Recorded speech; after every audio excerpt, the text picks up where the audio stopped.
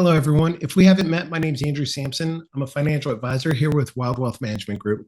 Today, I've got the privilege to be able to speak with you guys about tax strategies. I ask you to bear with me. It's not the most riveting information I could possibly give you, but I do challenge you to take one or two good takeaways from this presentation and bring it back to your financial professional and or CPA. So if you have the ability to, I would also encourage you to maybe grab a pen and paper so that you can take some notes, because the information, while it's not super exciting, it is pretty informational, quite a bit of information within a fairly short presentation. So with that said, let's get started. So like I said, I do believe that you'll find one or two good tidbits throughout the presentation that will be beneficial to you and your financial plan and your financial professional. So before we dive head first, I do have to go through some formalities. So we must also point out that there's no perfect tax management strategy. Every choice has benefits and limitations. No single approach is right for everyone. We don't believe there's a one-size-fits-all strategy. In this presentation, we'll provide you with important information about 8 key topic areas regarding taxes.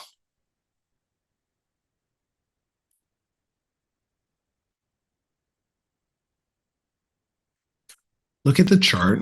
We can see that the marginal tax rate on top earnings has varied over time. In 1915, it was 7%. However, during World War II, the highest marginal tax rate jumped to 94%.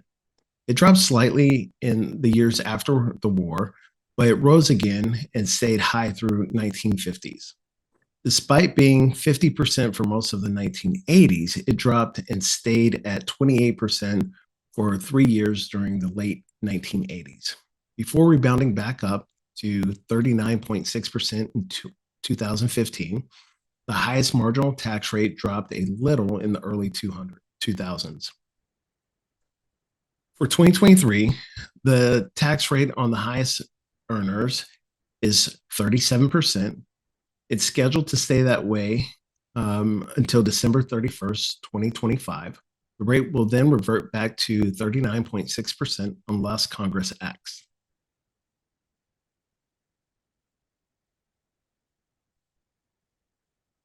The U.S. federal income tax system is progressive, meaning tax rates increase as your taxable income increases. The lowest income earners may pay no federal income taxes, whereas higher income earners pay a significant percentage of all income taxes collected. Overall, income taxes cover about half of all federal revenue. Here are a few did you knows highlighted about the tax system. 1, did you know that Americans who earn more than $200,000 per year, which is about 5.8% of all tax returns, paid 65% of all federal taxes in 2020? By the way, 2020 data are the most recent available from the IRS. Did you know that Americans who earn $30,000 per year, 36.7% of all returns, paid less than 1% of all federal income taxes in 2020? And that Americans who earn more than $2 million but under $5 million paid 7.7% of all federal income taxes in 2020.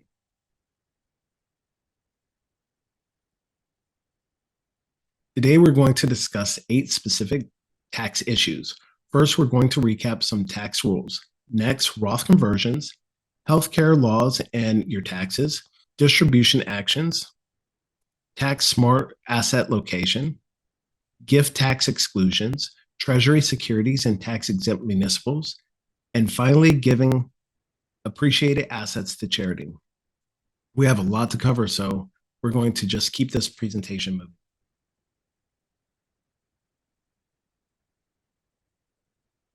We'll start by doing a quick recap of tax rules to bring everyone up to date.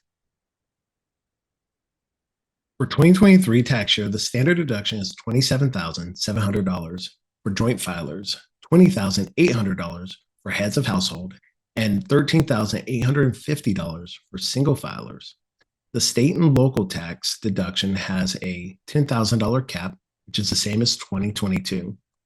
Child tax credit is $2,000 per eligible dependent for those with modified gross incomes below $400,000 if married filing jointly. The limits for deducting mortgage interest for buying, building, or improving your home stayed the same, with a maximum of $750,000 in principal value. The alternative minimum tax exemption increased in 2023. The exemption for married couples filing jointly increased to $126,500, and the phase-out increased to $1,156,300. Now let's review some of the important changes that came into play in 2023 after the passing of the Secure Act 2.0. By far, one of the most critical changes was increasing the age at which owners of retirement accounts must begin taking retirement required minimum distributions from age 72 to 73. If you have already turned 72, you must continue distributions. But if you're turning 72 this year and have already scheduled your withdrawal, we may want to revisit your approach.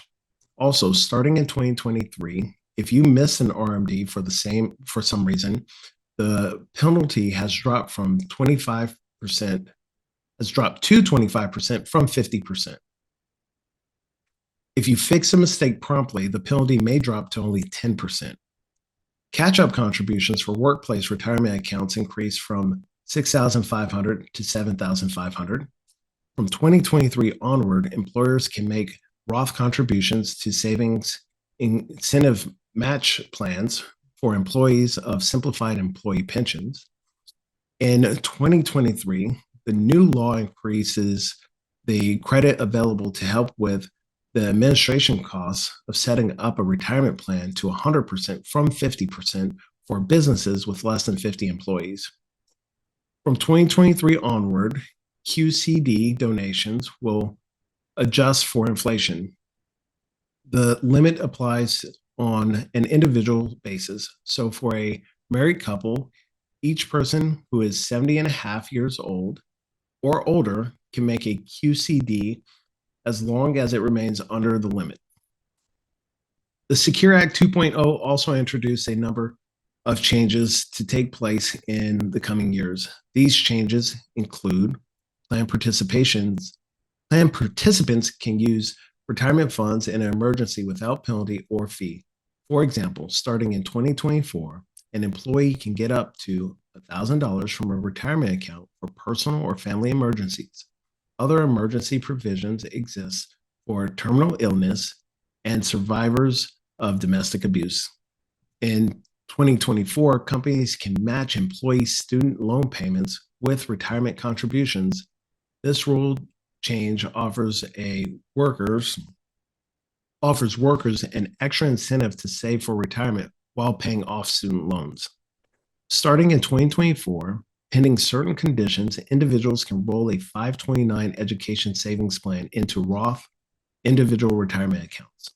So if your child gets a scholarship, goes to a less expensive school, or doesn't go to school, the money can get repositioned into a retirement account. However, rollovers are subject to annual Roth IRA contribution limits. Roth IRA distributions must meet the 5-year holding requirement and occur after 59 and a half. To qualify for tax-free and penalty-free withdrawals of earnings, tax-free, penalty-free withdrawals are allowed under certain circumstances, such as owner's death. The original Roth IRA owner is not required to take minimum distributions annually on withdrawals. The new legislation aligns the rule for Roth 401ks and Roth 403bs with Roth IRAs. For 2024, the legislation no longer requires minimum distributions from Roth accounts in employer retirement plans. Beginning in 2025, the Act requires employers to enroll employees into work plans automatically. However, employees can choose to opt out. Starting January 1st, 2025, investors age 60 through 63 can make catch-up contributions of up to $10,000 annually to workplace retirement plans. The catch-up amount for people ages 50 and older in 2023 is still $7,500. All right. As a part of the 2017 Tax Cuts and Jobs Act, lawmakers scheduled many of their law changes to expire. This table illustrates how the provisions are structured. For example, take a closer look near the bottom of the table where it says double estate tax exemption. The estate tax exemption in 2023 is $920,000. But that number will be much lower in 2025 unless Congress acts. The Biden administration may look to adjust or change some of these tax law provisions before they are set to expire. It is important to remember, however, that legislation changes take time, and it remains unclear what incentives may take priority. In this chart, we focus on long-term capital gains. Highest earning taxpayers at 20% tax rate on long-term capital gains. Those in lower brackets will pay either 15 or 0% depending on their incomes. Please note that their tax rates do not include any applicable state tax. As a reminder, you must hold a security for at least 12 months to qualify for long-term capital gains. Short-term capital gains, those appreciated assets held for less than a year, are taxed at your ordinary income. One side note before we leave this image, ordinary dividends are treated as ordinary income. Qualified dividends are subject to the same 0, 15, or 20% tax rates that are applicable to long-term capital gains. Keep in mind that this guide is for informational purposes only and is not a replacement for a real life advice. So make sure to consult your tax, legal, or accounting professionals before modifying your tax strategies. One way to manage investment-related taxes is to consider taking advantage of a tax-deferred account, such as a 401k, IRA, annuity, or health savings account. These types of accounts have potential for tax-deferred growth. You may also be able to manage your tax liability by revisiting your asset allocation strategy and shifting your investments to assets that generate tax-exempt income. For example, municipal bonds are often exempt from federal taxes. A municipal bond may also be free of state and local taxes for investors who live in the area where the bond was issued. If a bondholder purchases shares of a municipal bond fund that invests in bonds issued by other states, the bondholder may have to pay income taxes. Remember, too, that municipal bonds may be subject to alternative minimum taxes. It's important to remember that an investment strategy should reflect your goals, risk tolerance, and timeline. And as important as taxes are, they should be only one factor to consider when creating an investment strategy. We mentioned a couple other specific products that we introduced to the topic of managing investment-related income. Here's some additional information to keep in mind when considering these choices. Municipal bonds are subject to a variety of risks, including adjustments in interest rates, call risk, market conditions, and default risk. When interest rates rise, bond prices generally will fall. Certain municipal bonds may be difficult to sell. A municipal bond issuer may be unable to make interest payments or principal payments, which may lead to the issuer defaulting on the bond. If this occurs, the municipal bond may have little or no value. In most circumstances, you must begin taking required minimum distributions from your 401k plan, traditional IRA, or other employer-sponsored retirement plan in the year you turn 73. withdrawals are taxed as ordinary income, and if taken before 59 and a half, may be subject to a 10% federal income penalty. The guarantees of an annuity contract depend on the issuing company's claims paying ability. Annuities have contract limitations, fees, and charges, including account and administration fees, underlying investment management fees, mortality and expense fees, and charges for optional benefits. Most annuities have surrender fees, which are usually highest if you take out the money during the initial years of the annuity contract. Withdrawals and income payments are taxed as ordinary income. If a withdrawal or distribution is made prior to 59 and a half, a 10% federal income tax penalty may apply unless an exemption applies. If you're under 65 and you spend money from your health savings account on non-qualified expenses, you will have to pay an ordinary income tax on your withdrawal, plus a 20% penalty. Also, after age 65, qualified withdrawals for medical bills are not taxed, and non-qualified withdrawals are treated like income and may be subject to tax. No minimum withdrawals are required once you reach 70 and a half.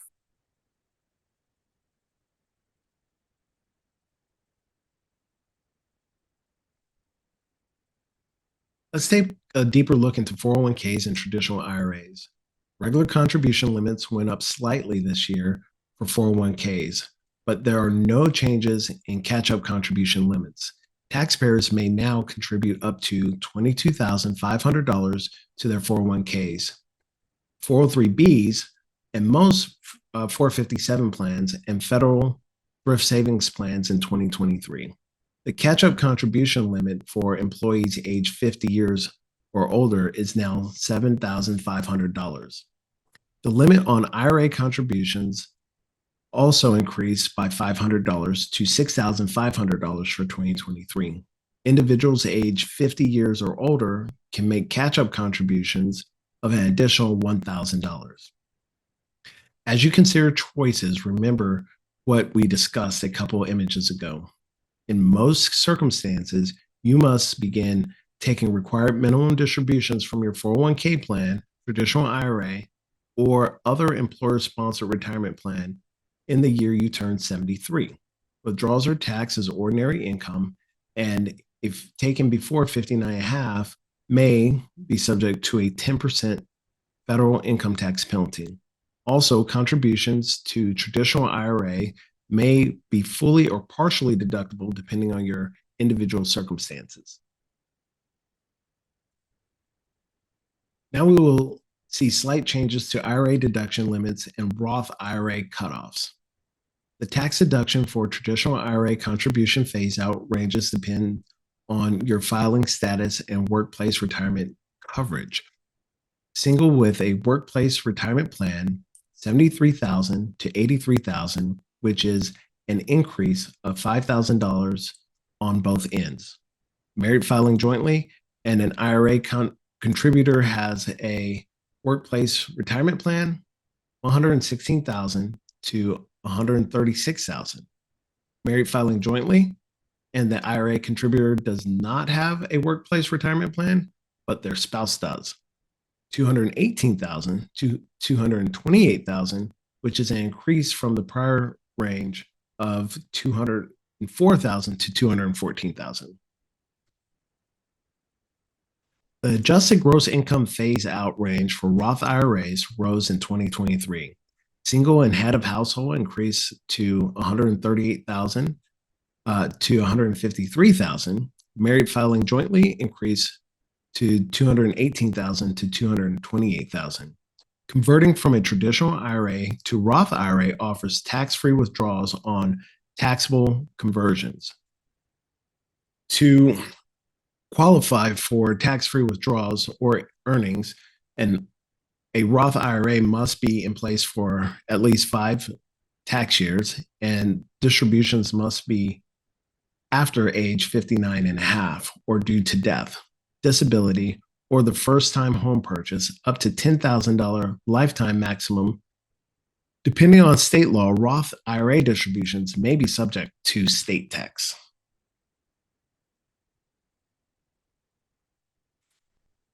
Roth conversions. We've considered some of the highlights of the current tax law. Now let's go ahead and move on to Roth conversions. While Roth conversions is not right for everyone, it does provide advantages for some investors.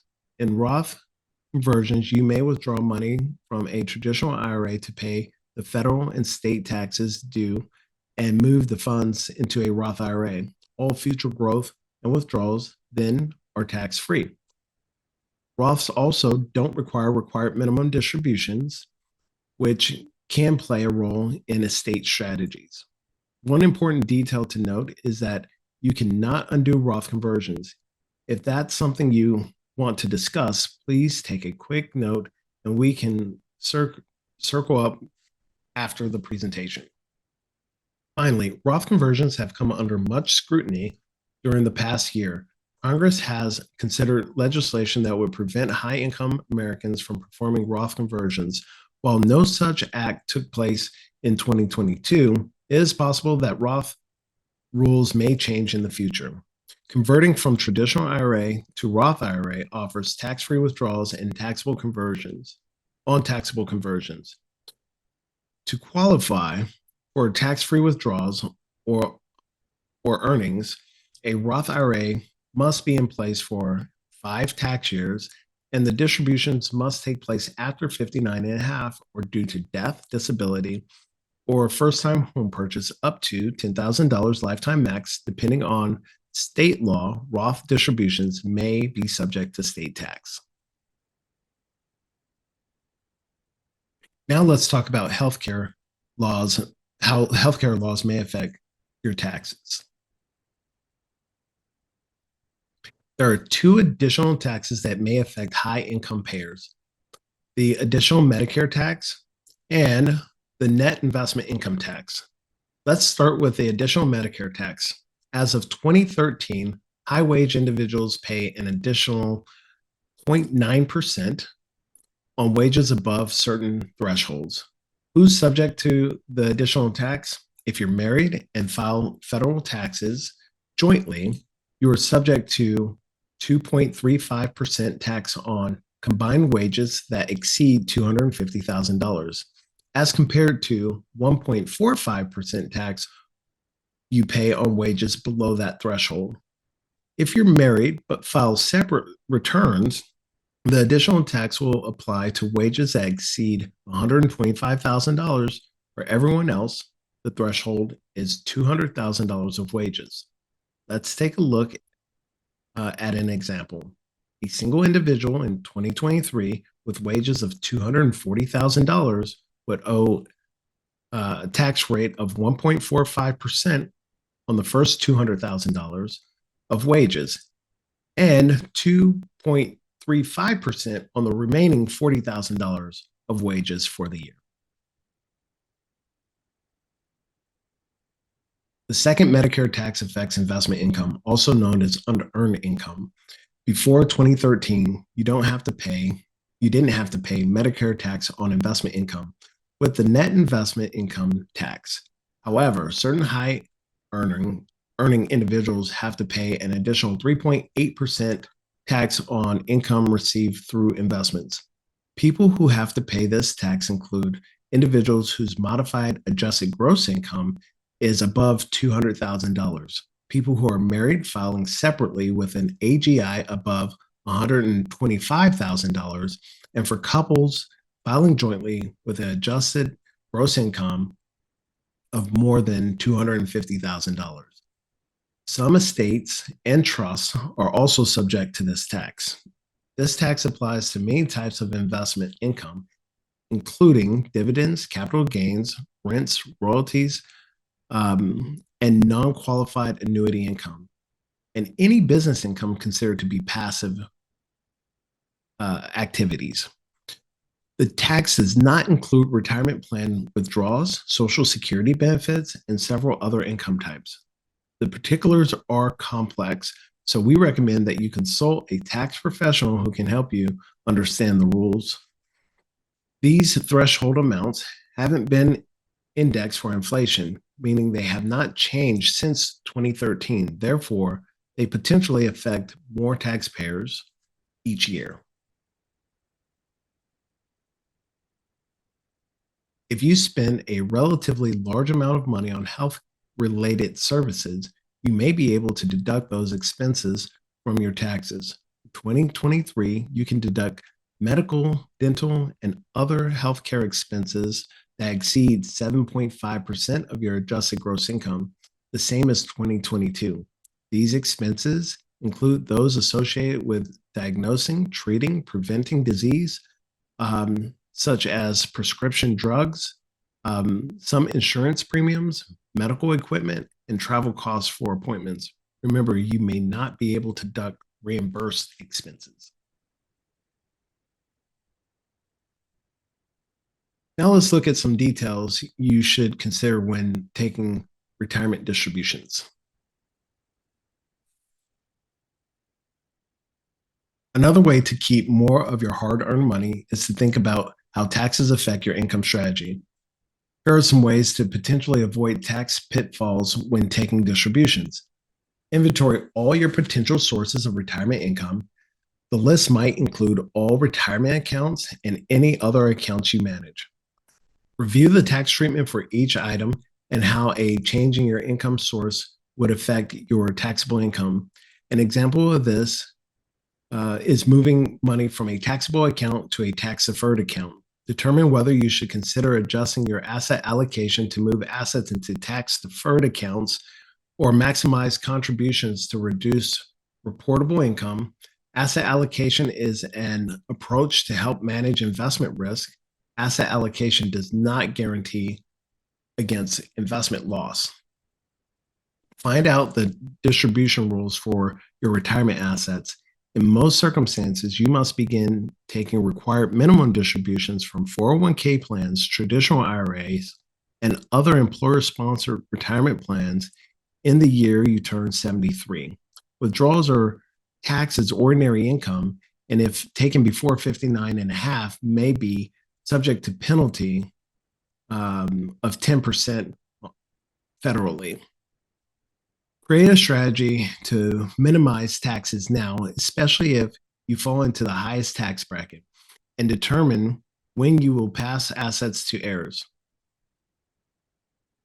We understand if some of this information seems confusing or complex, making an informed choice for distributions is critical.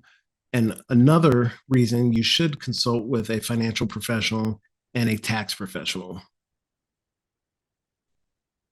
On to the next point, asset location. Asset location, not to be confused with asset allocation, attempts to manage your tax liability by taking advantage of the different tax treatments that some investments offer. Using this approach, some investors strive to maximize their after-tax returns by strategically determining which securities to hold in tax-deferred accounts and which to hold in taxable accounts. How do you know what's best for your assets?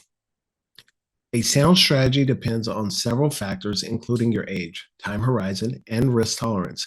If you'd like to explore asset location to see if it's an appropriate strategy for you, we strongly advise you to consult with your financial professional and tax professional to discuss your opportunities.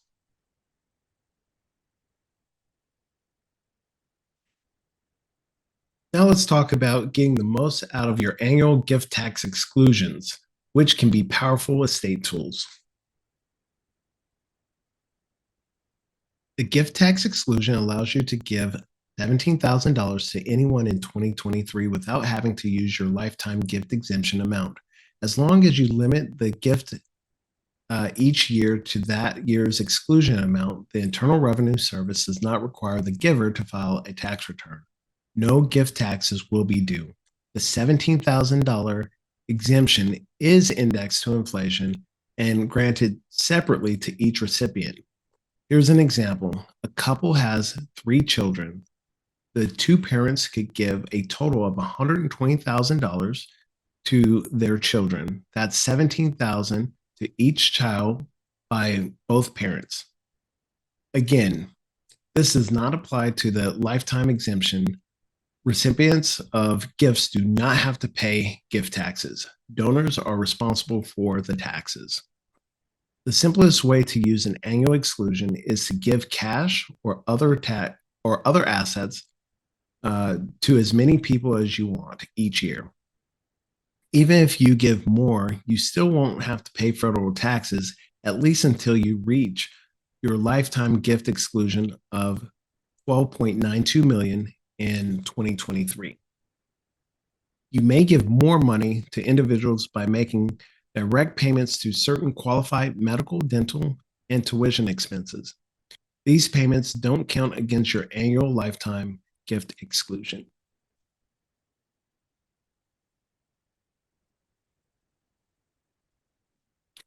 Okay, we're nearing the end. We have just a few more points left. Let's keep it moving. We could talk a lot about Treasury securities, but for the sake of time, we'll only discuss a few points. Treasuries typically offer interest rates lower than other taxable fixed income investments. Many investors choose Treasuries because they're backed by the full faith and credit of the U.S. government. As a low-risk investment, Treasury securities can play a role in a diversified portfolio. The government guarantees the timely payment of the principal and interest on Treasury bonds and bills. If held to maturity, they offer fixed rates of return and fixed principal value. However, the value of the bond is not guaranteed and will fluctuate. Treasuries can also provide some tax benefit. First off, the interest on Treasuries may be exempt from state and local taxes. So, for high income taxpayers who live in states with high income tax, investing in Treasury bills, bonds, and notes has the potential for tax savings. However, you must remember that Treasuries may be subject to capital gains taxes. If you sell a Treasury at a gain, you may have a taxable gain. As we've mentioned before, the information in the material is not intended to be tax or legal advice. We encourage you to consult a legal or tax professional for specifics regarding your individual situation. Municipal bonds may be helpful for creating tax-free income. When you buy municipal bonds, you're essentially lending money to a local county, state, or other government agency. Government entities promise to pay you interest and to return your principal by a certain date. Governments use the bond money for construction of schools, roads, hospitals, and other types of public projects. Defaults on municipal bonds are rare. Of the thousands out there, only 114 Moody's rated municipal issuers defaulted on bond debt between 1970 through 2021. Municipal bonds generate income that may be exempt from federal taxes and, in many cases, state and local income taxes as well. However, not all municipal bonds offer income exemptions from federal and state taxes. Keep in mind that municipal bonds are subject to availability, price, and market interest rate risk. If sold prior to maturity, bond values will decline as interest rates rise. Interest income might be subject to alternative minimum taxes. If sold prior to maturity, capital gains could apply. Municipal bonds are subject to a variety of risks, including adjustments in interest rates, call risk, market conditions, and default risk. If a bondholder purchases shares of a municipal bond fund that invests in bonds issued by other states, the bondholder may have to pay income taxes. Our final point is giving to charity. Why did we leave this topic to last? We want to focus on helping you get your financial house in order before examining how you could best support the causes you care about. Ultimately, this is one of our primary goals at Wilde Wealth Management Group, to help our clients build financial lives that reflect their values. We would be remiss if we didn't mention that thanks to certain tax considerations, giving to the proper giving in the proper manner may be able to provide you, the taxpayer, with certain tax benefits. But that's why we're here. As registered investment professionals, our job here at Wilde Wealth Management Group is to help you cut through all the clutter and find a path forward. That way, you have the ability to build a portfolio that aligns with your goals and values, even as tax laws and markets continue to change. At Wilde Wealth Management Group, we help you keep your eye on 4 key areas. What we want to do is make sure we analyze your goals, help you select suitable investments, set realistic performance expectations, and monitor your portfolio and recommendations as things change. Thank you. I really hope that, like I said, that you guys lived up to the challenge, maybe found 1 or 2 good takeaways to take back to your financial and tax professionals. Any small movements you make could make huge ripples, huge waves, 10 years down the road. So keep that in mind. Again, I want to thank you for bearing with me through this presentation. If you need anything, you can reach us at 480-361-6203. Again, my name's Andrew Sampson, but any one of our qualified financial advisors are happy to help you. And I do suggest that if you have a Wilde Wealth financial advisor, you reach out to them first. Thank you, and I hope you guys have a great night. It's the holiday season, so Merry Christmas, Happy Holidays, Happy Thanksgiving, if that hasn't happened by the time you guys are watching this video. Thank you. Have a good night.